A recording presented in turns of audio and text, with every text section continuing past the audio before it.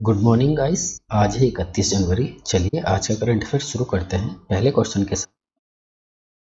पहला क्वेश्चन रहेगा, ग्रंथ लिपि जिसका उपयोग किसी समय संस्कृत लिखने के लिए किया जाता था मुख्य रूप से किस राज्य से थी। ठीक है, ग्रंथ लिपि की बात कर रहा है। Option A Tamil Nadu, option B Kerala, option C Andhra Pradesh, option D Karnataka. तो इसका राइट आंसर हो जाएगा तमिलनाडु। ठीक है, ऑप्शन ए तमिलनाडु के कंगायम के पास पझन चेरावांजी गांव में। ठीक है, किसके पास, ये याद रखेंगे, कंगायम में लिख देता हूं यहाँ पर। कंगायम एक जगह है, उसके पास एक गांव है चेरबाजी, चेरबाजी गांव के कंगायम के पास चेरबाजी जगह है, एक गांव है, वहां पर 11वीं और 16वीं सदी के पत्थर के शिलालेख मिले। कौन सी सदी के, एक तो 11वीं और 16वीं सदी के पत्थर मिले हैं। ठीक है, जिसमें ग्रंथम और तमिल लिपियां शामिल है। अगर तमिलनाडु की बात हो रही है तो तमिलनाडु की राजधानी क्या है, चेन्नई। ठीक है, ये याद होना चाहिए। ठीक है, और तमिलनाडु की राजधानी की बात चेन्नई है तो उनके मुख्यमंत्री का नाम भी हमें पता होना चाहिए। ये तमिलनाडु के मुख्यमंत्री हैं, इनका नाम है SK स्टालिन। ठीक है, स्टालिन। चलिए नेक्स्ट देखते हैं क्वेश्चन नंबर। सेकंड क्वेश्चन रहेगा, प्रत्येक वर्ष राष्ट्रीय मतदाता दिवस कब मनाया जाता है। ठीक है, बहुत अच्छा क्वेश्चन है। प्रत्येक वर्ष राष्ट्रीय मतदाता दिवस की बात कर रहा है, कब मनाया जाता है। ऑप्शन है ए 24 जनवरी को, ऑप्शन बी 25 जनवरी, ऑप्शन सी 26 जनवरी और ऑप्शन डी 15 जनवरी। तो राइट आंसर हो जाएगा ऑप्शन बी 25 जनवरी को प्रतिवर्ष राष्ट्रीय मतदाता दिवस के रूप में मनाया जाता है। ठीक है, एक चीज याद रखेंगे, 2024 में अब के 14वां, ठीक है, 14वां राष्ट्रीय मतदाता दिवस मनाया गया है और इसका विषय था वोटिंग जैसा कुछ नहीं है, मैं निश्चित रूप से वोट करता हूं। ठीक, और ये कब मनाया जाता है, 25 जनवरी को, नेशनल वोटर डे। ठीक, नेक्स्ट क्वेश्चन देखते हैं तीसरा। क्वेश्चन है, हाल ही में समाचारों में देखी गई वांडरिंग एल्बाट्रॉस की IUCN स्थिति क्या है। ठीक है, तो सबसे पहले तो हम ये जान लेते हैं IUCN क्या होता है। ये होता है international union for conservation of nature, मतलब प्राकृतिक संरक्षण के लिए एक संघ, जो अंतर्राष्ट्रीय संघ है उसको बोलते हैं प्राकृतिक संरक्षण के लिए अंतर्राष्ट्रीय संघ। तो क्वेश्चन पूछ रहा है, हाल ही में समाचारों में देखी गई है क्या वांडरिंग एल्बाट्रॉस जो IUCN की स्थिति क्या है। तो इसका ए ऑप्शन है लुप्तप्राय, बी निकट धमकी दी है, सी है कमजोर या डी है गंभीर रूप से संकटग्रस्त। तो इसका राइट आंसर हो जाएगा सी कमजोर। ठीक है, तो वार्डरिंग एल्बार्ट्स ये इस तरह का एक पक्षी है। ये 3.5 3.5 मीटर लंबे पंखों वाला दुनिया का सबसे बड़ा उड़ने वाला एक पक्षी है। दुनिया में इससे बड़ा उड़ने वाला कोई पक्षी नहीं होता है। एक शुतुरमुर्ग होता है, वो उड़ नहीं पाता है। ठीक है, ये उड़ पाता है, इसलिए ये दुनिया का सबसे लंबा या सबसे बड़ा कह सकते हैं उड़ने वाला है पक्षी होता है। इसके पंखों की लंबाई कितनी होती है, 3.5 मीटर। ठीक है, इसका ये खतरा इस पे क्यों हो गया है, ये समुद्र में रहने वाला, समुद्र के आसपास ये रहता है। तो समुद्र में जो हम वेस्टिक जो मटेरियल डालते हैं, जैसे प्लास्टिक की बोतल, पैकिंग वाली जो पॉलिथीन होती है वो उसमें डलती हैं, तो ये उनके सेवन से खतरों के कारण विलुप्त होने के सामने आ चुका है। ठीक है, ये प्लास्टिक खाते हैं जो समुद्र में डालते हैं, उसको ये खाना शुरू कर दिया और उसके खाने से बीमार पड़ के मरने लगे हैं, और उसी कारण ये क्या हुआ, विलुप्त होने के सामने आ चुके हैं। ठीक है, चलिए नेक्स्ट देखते हैं क्वेश्चन नंबर 4। डिजीज एक्स जो हाल ही में समाचारों में देखी गई निम्नलिखित में से किससे संबंधित है। डिजीज एक्स, तो ऑप्शन रहेगा ए भविष्य की महामारी के लिए काल्पनिक रोगजनक है, ऑप्शन बी है फंगस रोग, ऑप्शन सी पौधों की बीमारी है या ऑप्शन डी है अनुवांशिक रोग। तो इसका राइट आंसर ए हो जाएगा, भविष्य की महामारी के लिए काल्पनिक रोगजनक है। ठीक है, तो ये किस तरह से दिखता है, ये भी एक कोरोना वायरस की तरह दिखता है। विश्व स्वास्थ्य संगठन मतलब डब्ल्यू एच ओ ने डाइसेस एक्स की चेतावनी दे दी। ठीक है, इसने ये चेतावनी दी है कि डब्ल्यू एच ओ ने ये वायरस आने वाला है। 2018 की अगर रिपोर्ट देखते हैं हम, 2018 से डब्ल्यू एच ओ की जो ब्लूप्रिंट की सूची में ये शामिल भी है। 2018 की जो ब्लूप्रिंट सूची डब्ल्यूएचओ ने हासिल जो जारी की थी, उसकी लिस्ट में ये वाला वायरस शामिल है। ठीक है, सोर्स कोविड वायरस से भी अधिक है। इसका जो सोर्स होगा वो कोविड वायरस से भी अधिक घातक होगा। ठीक है, चलिए अगला क्वेश्चन देखते हैं। क्वेश्चन नंबर 5, आरो रोवर .ai द्वारा हाल ही में भारत में पेश किए गए पहले बड़े भाषा मॉडल का क्या नाम है? तो ऑप्शन ए होगा Rover GPT, option B auto GPT, option C chat GPT और ऑप्शन डी भारत जीपीटी। तो इसका राइट आंसर हो जाएगा भारत जीपीटी। ठीक है, चलिए नेक्स्ट देखते हैं। क्वेश्चन नंबर 6, डी के वसु हाल ही में समाचारों में देखा गया वसु का निर्णय निम्नलिखित में से किससे संबंधित है? तो ऑप्शन ए पुलिस हिरासत में व्यक्तियों के अधिकारों और सम्मान की रक्षा करें, ऑप्शन बी अल्पसंख्यकों के हितों की सुरक्षा, ऑप्शन सी बाल श्रम या ऑप्शन डी यौन शोषण के खिलाफ सुरक्षा का उपाय।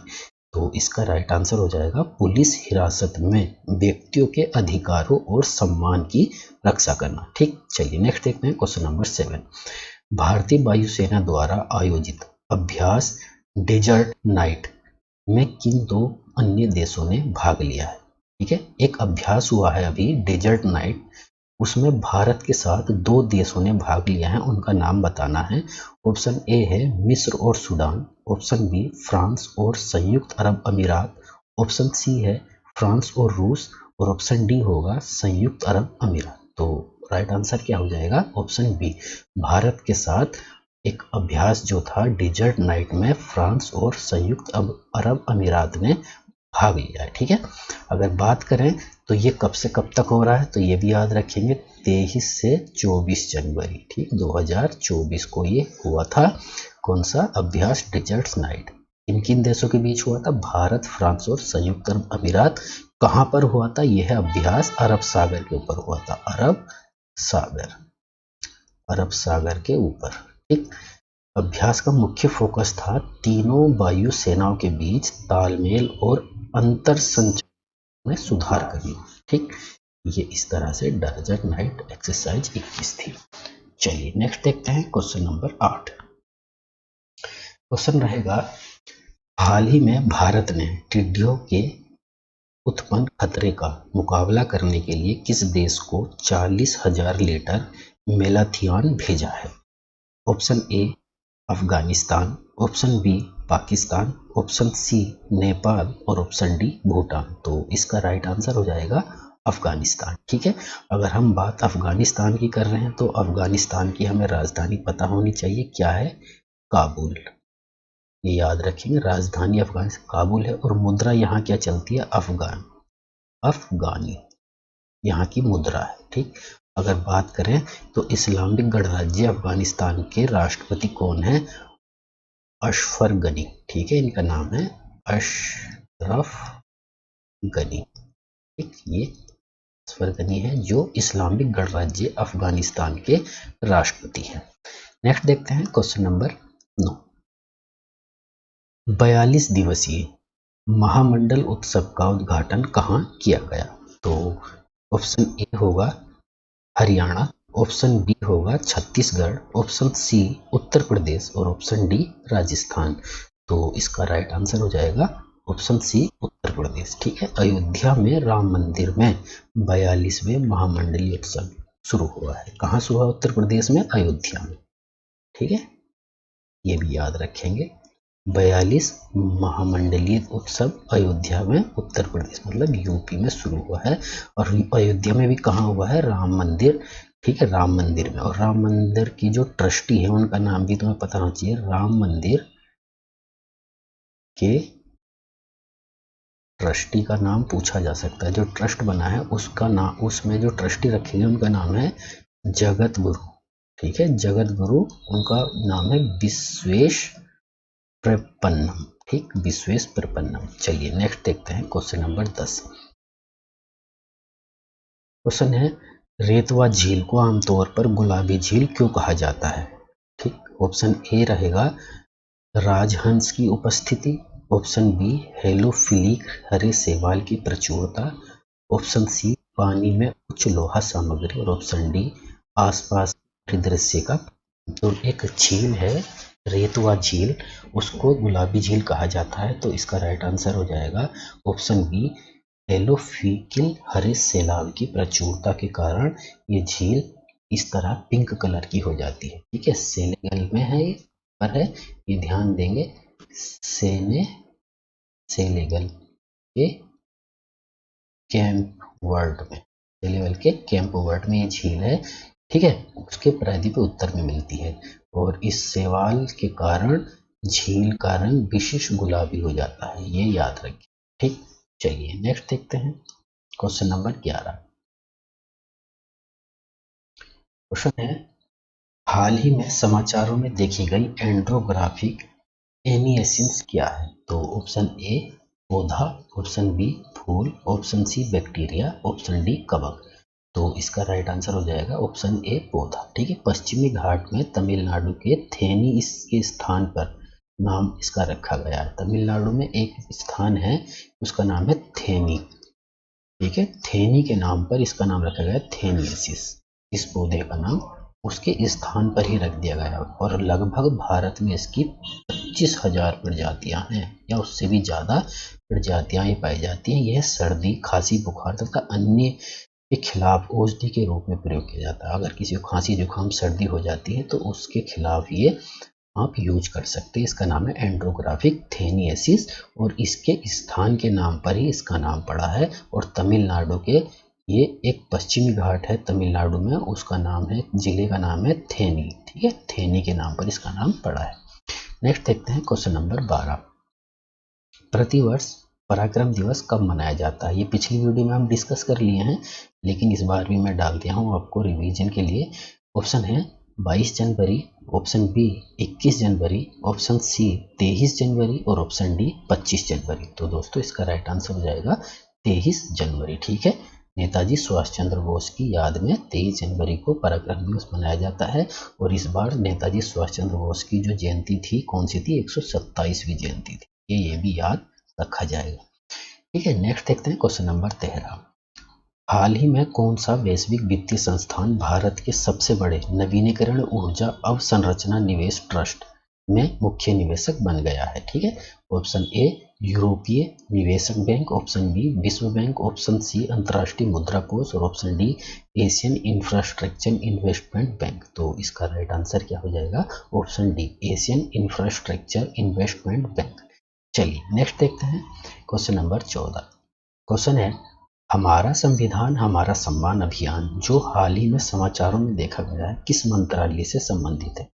तो ऑप्शन ए कानून और न्याय मंत्रालय, ऑप्शन बी कारपोरेट मंत्रालय, ऑप्शन सी वित्त मंत्रालय, ऑप्शन डी वाणिज्य एवं उद्योग मंत्रालय। तो दोस्तों इसका राइट आंसर हो जाएगा कानून एवं न्याय मंत्रालय। ठीक है, ये किसने, ये भारत के जो उपराष्ट्रपति हैं हमारे, इनका नाम है जगदीप धनखड़। ठीक, ये याद रखेंगे, इन्होंने इसको, इस अभियान को संबोधित किया है, ये लॉन्च किया है, कह सकते हैं। कब किया है? 75वें गणतंत्र दिवस के समारोह पर। थीम थी इसकी न्याय हर घर हर न्याय, नव भारत नव संकल्प। ठीक है, ये याद रखेंगे, इसकी थीम है सबको न्याय हर घर न्याय। लिख देता हूं, सबको न्याय हर घर न्याय।